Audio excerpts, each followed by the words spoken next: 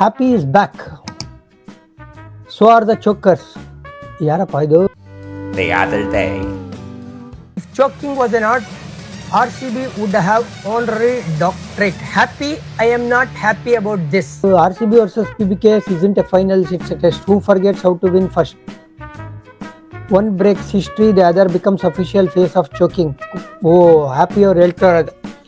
ಗೆದ್ದವರು super, ಸೋತವರು ಚೋಕರು ಅಂತ ಇವ್ರು ಹೇಳ್ತಾ ಇರೋದು. ಹಂಗೆ ಹೇಳಕ್ಕಾಗತ್ತಾ? 11 ಇಯರ್ಸ್ ಆದ್ಮೇಲೆ ಬರ್ತಾ ಇದ್ದಾರೆ ಪಂಜಾಬ್. ನಾವು 2016 9 ಇಯರ್ಸ್ ಆದ್ಮೇಲೆ ಫೈನಲ್ಗೆ ಬರ್ತಾ ಇದ್ದೀವಿ. ಸೊ ಫೈನಲ್ಗೆ ಬಂದು ಗೆಲ್ಲಿಲ್ಲ ಅಂದ್ರೆ ಚೋಕರ್ ಅಂತ ಹೇಳ್ತೀರಾ ನೀವು? ಹೌದು, ಸೌತ್ ಆಫ್ರಿಕಾಗೆ ಮಾತ್ರ ಕರಿತೀರಾ, ಇಲ್ಲೂ ಅದಾಗಲ್ವಾ ಅಂತ ಕೇಳ್ತಾ ಇರೋದು ಹ್ಯಾಪಿ ಅವರು.